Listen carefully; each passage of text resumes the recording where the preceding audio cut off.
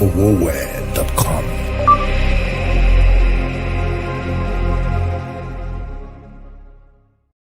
Okay, I'm super excited. Hey, Mazu, good to see you. Thank you, everyone, joining me again. I told you I'm going to do 7 days for you. It was a promise I made yesterday, and I intend to keep that promise. Thank you so much for joining me once again on Life Arc with Praise for. I started touching on a very important subject yesterday on the need for you to hold your life by your hand and deliver the future you want for your life. Many of us are afraid to live our life, afraid to earn what we want to earn, afraid to do what you want to do because you have placed some people as authority figures over your life who don't necessarily care about you. It's not as if they're not interested in you. They may not necessarily care about you. Anyway, so yesterday, I made you go through what we call the circle of success. I talked about your potential. I talked about your beliefs, talked about your action and your result. And I told you that the distance between your potential and your present result is your belief system. Your belief is what is producing the action, delivering your result right now. That many of us don't know that you can actually attract success into your life. And that's why I always recommend that you work with a coach who knows exactly what he's doing. Now, I have a number of high ticket clients that I work with. I work with some of them over a period of 5 months. Trust me, it's never, ever easy to transform a soul. The most difficult part of the human to change is the mind. Unfortunately, that's where the battleground is. Prayer does not totally change the human mind. The human mind is a combination of a number of programs installed from birth, from the environment you grew up in, and from your significant emotional experience. The same way you can't pray out a software installed on a laptop, the same way you may not be able to pray out what has been installed in your mind. You need to consciously uninstall it. And that's why sometimes, when you see, people ask what the coaches do. When you see the level of work put in and you see your new result, you can know that nothing is too much for you to pay for a coaching program that can actually deliver your outcome. Now, so yesterday, I made you guys to audit your life. And some of you, your result wasn't totally good. You go back to me. I have about 2 people working with who I'm going to be working with across the next 6 months, thereabout. On a high ticket coaching program of about $10,000, not bad, but it's a lot of work. Trust me, I know I have done this consistently, and I know it's not never easy. Sometimes I wish, I can dump it on someone else, but trust me, the result has been mind-blowing and has been the same. Today, I have noticed in my work with people, and this covers you, my area is basically your life and your family life. Those are the areas I know very, very well, right? So if you want a business coach, my brother is somewhere there, Steve Harris, you can go talk to him. It's not as if I can do it, but I would rather have him do it. Now, you know what I do very well. So if your family is in crisis, if your personal life is in crisis, you'll get results almost immediately with me because I just know that very well. Now, in working with people, oftentimes when people do my audit, like I shared with you yesterday, and they discover the missing link in their lives, they discover the people feeding the beliefs, producing the action, producing the result. And it becomes very tough for many of them to actually uninstall those people, or like I say, to cast the demons out. Now, if you were here yesterday, you will recall that I defined a demon as a person, an ideology, a system, a belief that suppress your originality, that strikes fear into you, that makes you say yes when you meant to say no. Anyone, any system, any belief that aligns with that definition is your demon. The demon is not some spirit that you don't know. I don't know anybody who has seen any demon somewhere before, apart from the one that happened during deliverance session. But we all know that there are systems surrounding your life, suppressing your originality that brings fear into you. Any system that brings fear into you. And that's why today, the greatest business unit in the world today is what is called the fear factory. Okay, and the greatest hindrance to many people discovering their life, maximizing their life, is that 4-letter word called fear. Now, in Life Arc, many of you have discovered that something is fundamentally wrong. You know what you should do. I see people ask me, praise, the man is beating me. What do you think I should do? I'm wondering if someone had come to you and asking you the same question, what would you say? And they'll tell me, this is what I would tell the person to do. So why are you not finding it easy to do what you would have told someone else to do? People tell me, oh, praise, my life is not working. I'm surrounded by the wrong set of people, Then I said, if someone else comes to you with it, say, oh, work out. So why are you not working out? Now, I realize that it's never easy. So when people give advice on social media, and as advisors, oftentimes people give advice that they can't even follow by themselves. So when they tell me, oh, they tell the person is stupid, let him get out of a relationship, it's often not easy because human beings are driven by two, basically motivation, fear, and pleasure, right? Pain and pleasure, sorry. That most of the times we are always wanting to avoid pain and we want to deliver on pleasure. So if you do not show that person how that decision is going to create the pleasure they desire and how it will be less painful, they're not likely going to change it. That's why you see people in abusive relationship or people who don't earn what they want to earn, but they sit down there, and they never change anything. Or people who have been doing the same activity forever and it doesn't deliver on promise, but they are still there. Now, so today, I'll share with you fear.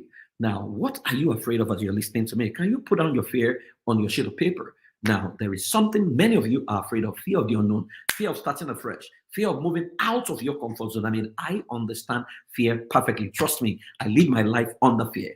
Fear of God is going to kill me, right? Every mistake. If I told a lie, it took me like 1 month to recover because I will be praying every day, confessing my sin. God is going to kill me. God to me was a killer. He wasn't a father because that was the God that was introduced to me. Every little thing you do. In fact, my teachers taught me that God cannot use you beyond a certain level if you committed some kinds of sin.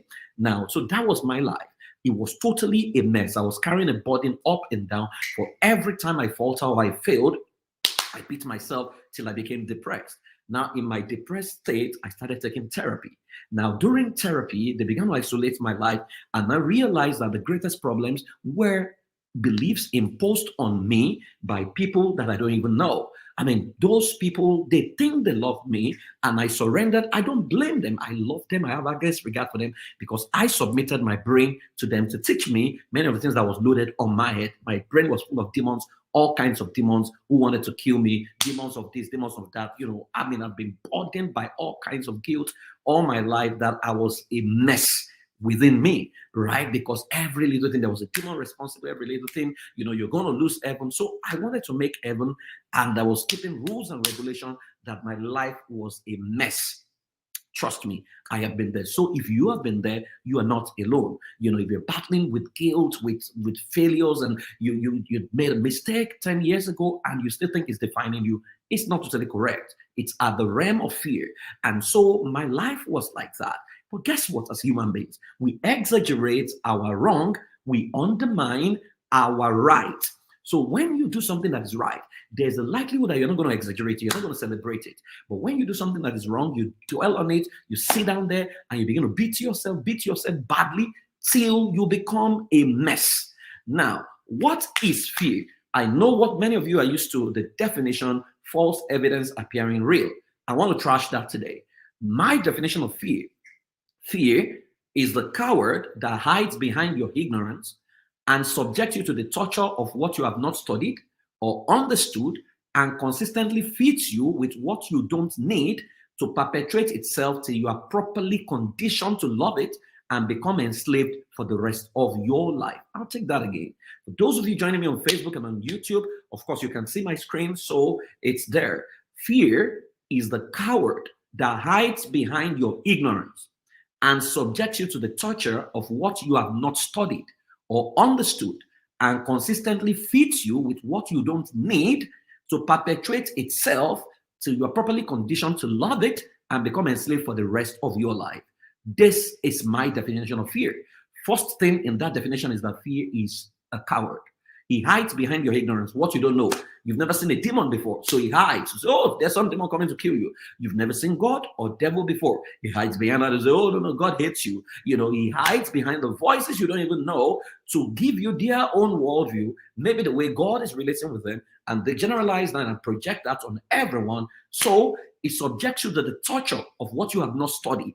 Many of the things that you are groaning under, you have not studied it, even when there is evidence to show that there are people who have done this and nothing has happened. You subject yourself to that, what you have not studied, what you don't understand, and it consistently feeds you with what you don't need. right? It feeds you with guilt, feeds you with error, feeds you with fear, feeds you with horror, right? Till you are properly conditioned that you now begin to love your fear.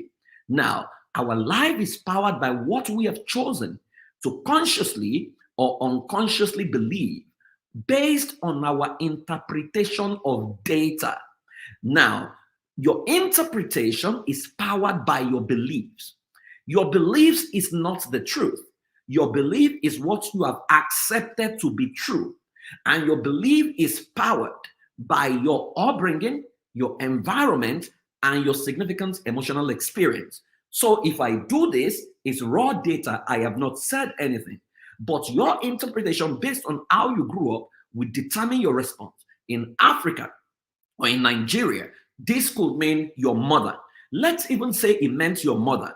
Your mother what? What does it mean? Maybe your mother, you can help me finish it. My mother is Eunice Ibokon Fowe, right? But your mother, you will fill in the gap by yourself to say, my mother is mad. Yourself, I said nothing. This has made people go to war and kill themselves before. But if you did this to a 2-year-old boy, he would look at you and in his mind, maybe uncle wanted to do a bye-bye and his hand got stuck and he will help you finish it.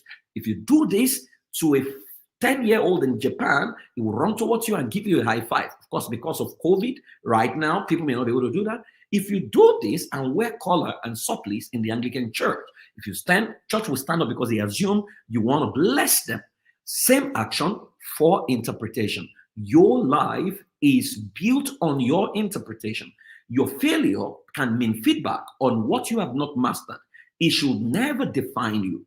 But because of what has been installed in your brain by the people we surrender our brain to, we begin to make our failure define us. That people have messed up 10 years ago that they've not moved on from their mess because of what has been consistently taught to them. So they constantly blame their life for what happened in the past. Meanwhile, life knew nothing about what happened in the past. Past life was concerned, it was raw data. You have not mastered something. And life needed you to feed yourself back and now take responsibilities and move in the direction of what you need to do.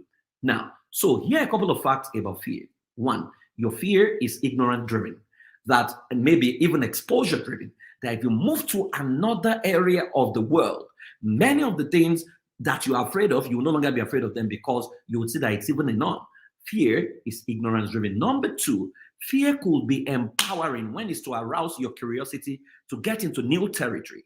So every time I'm afraid of something, I make it into a research topic. I go after it, I research it till I'm able to hack it. So you can sit down where you are and you're comfortable and you're afraid. What if I move? I mean, every time I wanted to travel, someone is always around me who says, you better not go. Begin to tell you funny stories of people who went and bad things happened. But there are others who went and good things happened. So those voices, we call them pathological critic. Their goal is to suppress you and keep you bound. Unfortunately, many of them have already positioned where they don't want you to go. So you need to even understand that many people that you may say, oh, they care about you, already have a plan for their lives, but you are the one who is being held bound. So number three, fear as a perpetuating agent. There is always someone, somewhere, that some messages, some actions around you that perpetuate your fear, that consistently shows you that, oh, you hear stories. This person did this. One demon killed him in the village. Oh, this person did this. The demon just showed. How come when colonization happened in Africa, these demons did not show up to stop the gunpowder from colonizing people? How come the ancestors in their rawest state, with their juju power, right? How come they surrender themselves willingly just by citing Shima Shinap and mirror and gunpowder and went into slavery, right? Yet somebody wears an attire, you say it's masquerade and you say it's a demon. I don't see it that way anymore. I see the attire as someone who is just differently dressed from everyone else. It's a human being that is there. That person will be hungry if he doesn't eat very soon. It's not from some heaven or something. It's a human being. Right. So fear has a perpetuating agent. That's why when you were a child, if they gave you a crocodile toy, you ran away because you didn't know. It was in your ignorance. You thought it was a real crocodile and it was capable of hurting you. But after a while, you suddenly realize that, oh, there's no big deal as you grew older. Number four, Fear makes you abdicate your life to others. That when you're fearful about your life, you surrender your brain, your intelligence to someone else. The person begins to give you, step one, step two, step three, step four. There is nothing wrong with mentoring, nothing wrong with moral modeling, nothing wrong with listening to people. There is something wrong, however, when you as a human being, you can no longer take decisions that will move your life forward without, someone endorsing the action you want to take. Fear makes you abdicate your life to others. And that's why people run from pillar to post, from place to place, from place to place. And you begin to ask yourself, how many demons are actually alive, troubling this person? Number 5, fear is a super business model that makes you an eternal customer. I'm saying this carefully because I could get into trouble. So I'm not going to expatiate, right? When people come from my coaching program, I help them analyze it and they see it clearly, right? That fear is a super business model that makes you an eternal customer. That's why there are businesses built on Fear Factory. Check your life right now. Remove fear from your life. You would see, in fact, let's assume that there is a system that can make Africans believe that there are no demons, that there is no demon that can kill you. Now, think about that statement for a moment and think of how many businesses or how many establishments will collapse who were built on the concept of demons. I'm not saying there are no demons, right? I'm just saying, think about it for a moment. Think about the fact that if there was no system, no belief that says that people can die for certain things. Now imagine how many systems are feeding your fear. I mean, it goes all around, from politics to entertainment to, it feeds on your fear. Many of the things you want to buy feeds on your fear. If you don't get it now, something can happen, So fear is a super business model that makes you an eternal customer, and it's going to be here forever. Ronke Porsche, I can't see you. Now, fear is a training system that installs the virus and gets you to infect others. Fear is a training system. It's almost like built on a network marketing model. So you see people who have not seen demons before telling others there are some demons. They even name the demon some names. I know a demon called Shakosha. Let me tell you, even if you are in a deliverance session and you ask the devil, what is the name of this demon? His attempt to speak the truth will still be a lie, because it's the father of all liars. So people pick up some funny names and they say, oh, there's a demon of Shakosha. That demon, this is what it does to you. Excuse me? Fear is a training system that installs the virus and gets to infect others. So people are spreading fear up and down. People are not married. They're already spreading the fear of, oh, every marriage is going to go bad. Excuse me. Do you know the number of people who have remained married who have not had issues? Right? These guys, leave me alone. I know Steve Harris. Right? Do you know? You don't even have a clue. You don't have data. So you look at what is being popularized on Instagram and you just assume every marriage is bad. Every this is this. Now, fear is a network marketing model. Whenever you begin to spread a story that you have not experienced, you have no data for, you are being captured. Next thing, fear is mostly afraid of light. You know what I find out? Even when people see that something has not happened, what they're doing has not produced results, they are even still afraid to leave a place that they voluntarily entered. They are waiting for, consistently people boss me and say, Praise, what do you think I should do? You are an adult. I didn't choose the school you went to. I didn't choose your spouse. I didn't choose the person you fell in love with. You are still asking me, what should you do? If your life is at stake, your life is involved, what will you do? If you stand on the main road and 911 lorry is heading in your direction, you know what to do. So why are you asking me what you should do to save your life, to preserve your sanity? Fear is mostly afraid of light, and fear can be mastered. That's the final thing I'm going to say there. Your fear can be mastered. So what are the steps to overcoming your fear? Because many of you are going to take a decision today. Fear, you need to overcome the fear of, hey, I need to pay for a coaching program. Fear of, I need to go for that course now. Fear of, I need to travel. Fear of, I need to change my job. Fear of, I need to come out of a toxic relationship. Fear of, oh, maybe my life is going to be a mess, if I don't confront my fear. Fear of, I'm never going to get married. You need to get out of that fear. Like I define, fear is simply, a system created to hold you bound. Number one, identify your fear. Right? Identify it clearly. I notice I'm afraid of public speaking. Identify your fear. I notice I'm afraid of marriage. That's your fear. Now, then number two, acknowledge your fear and find out why. Why are you Nigerians are not afraid of relocating? Ronke, you'll be shocked. Many people are. Acknowledge your fear, and not everyone can leave actually, right? Acknowledge your fear and find out why. Why are you afraid of messing up? Why are you afraid of messing up? Some people is because of what they have seen happen to their siblings, whatever they've seen happen to people around them, whatever. I mean, you hear all kinds of things, happening in around you, the country you belong to. I mean, someone came to visit me, and she's my mentee, and we were. I'm in a white-dominated area, and you know what she said to me? She said, "It's a praise. I don't want to get shot." So I asked her, "Why did that thought cross your mind? How many times have you seen blacks get shot?" Right? And we just laughed about it, and it dawned on her that she could have internalized something that is grossly exaggerated. Acknowledge your fear and find out, why am I afraid of this? Many people are afraid of what people will say. They are afraid of what the person they love, the opinion of someone they love, who they have placed as a God over their life. Number three, change the meaning into something empowering. Change the meaning into something empowering. Could it be a signal to prepare for something? Could it be a sign to tackle and just do it? Could it be a signal for you to research it intentionally and find out the opportunities that lie on the other side, of the desert? Could it be, right? You need to research it intentionally and get your facts right.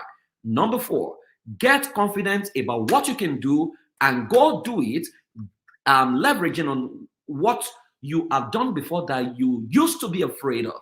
So get confident about what you can do, right? And go do it. So if you look at your history, look at your life, you will remember there were things you used to be afraid of. There was a time you were not so sure you could crawl, but you rose from sitting down to crawling. There was a time you were not sure you could work, but you overcome the fear of not walking to walking. Now you can run. There was a time in your life you were not sure that you could pass your exams, but you passed the exam. So you realize that fear is consistently a part of your life. So look back at your past results, the things you wanted to do that you were afraid that you would not succeed at them, and let it feed you back, because oftentimes when we succeed, we do not pay attention and celebrate our success. So go back and let those serve as raw material to show you a consistent pattern of success. Or you can look for someone who has overcome the same fear. Look for people who are less as talented, who are less talented than you. People who don't have the resources you have, they don't have the networks you have. Look at what they're doing and let that ginger you, challenge you to say, you know what, I'm going to go for it. Let me tell you, my mantra is, I would rather fail. I would rather try something and fail on what I know it's my decision than depend on someone else's decision and still fail. I always want to be in control. I hate to be controlled by people's opinion on people. Or that's why I do my independent research by myself. And number five, visualize the benefits of overcoming that fear and what you will feel and do once you overcome it. Visualize the benefits of overcoming that fear and what you will feel and do once you overcome it. What do you really want? Fear is standing between you and what you truly want. Now, close your eyes. Look at what if what you truly want happens. What will it look like? How would you feel? What would it make you do? What would it make you have? Who will come into your life? Where would you be? What result? What would your life look like if the benefits of your decision come to pass? Right? So visualize the benefits of overcoming the fear and what you will feel and do once you come in. And number six, final one, get excited and take action. Do it afraid. Do it afraid. Get excited, take action. And number seven, get into gratitude. Consistently. You see, gratitude is the highest form of vibration. It actually means it's been done. So you need to go ahead right now. So write your greatest fear. You got to hit that frog within the next 48 hours. See, there's a whole lot encapsulated in many of the things I'm sharing. And I want to appreciate those of you who signed up to work with me yesterday. Trust me, there's a whole lot of benefit if you understand what I'm sharing with you, because your life can be better than what it is right now. And you need to understand that, you see, you can script your future, script your life, and become all that you have been designed to do. I can constantly tell everyone around me, God only has children. He doesn't have grandchildren. So don't let anybody fool you and mess you up, right? You are God's child. God is a father. He's not a killer, right? It's not mad. You are stop projecting, some funny worldview on God. He loves you. He's under pressure for you to become the best version of yourself. So Daddy loves you in spite of your failures. He loves you. He accepts you for who you are, and he wants you to overcome whatever challenge it is, so that you can run faster in the direction of your future. I hope this has helped you today. And I want to thank you for joining me. I told you I'm going to do this for 7 days. And I believe that I'll see you again tomorrow, God's willing. Well, it's God's will, actually. We're going to see tomorrow, and we're going to take on another subject. If there's something you want me to talk about, please slide into my DM, send me a message, and let me know what is it you want me to address. But it's 7 days. I'm going to be doing this. And trust me, if you want to transform your life and you want someone to work with you on that, either your life and your family, I'm the guy you need to come to. I will take you through it, analyze your life, and help you develop a script that can deliver your future. If you follow everything I taught you yesterday, you realize that your life is in your hand. Yes, God already put you here, but you can script the future you want. There are people around the globe doing that, and you can deliver your future. I honor you. Thank you very much. God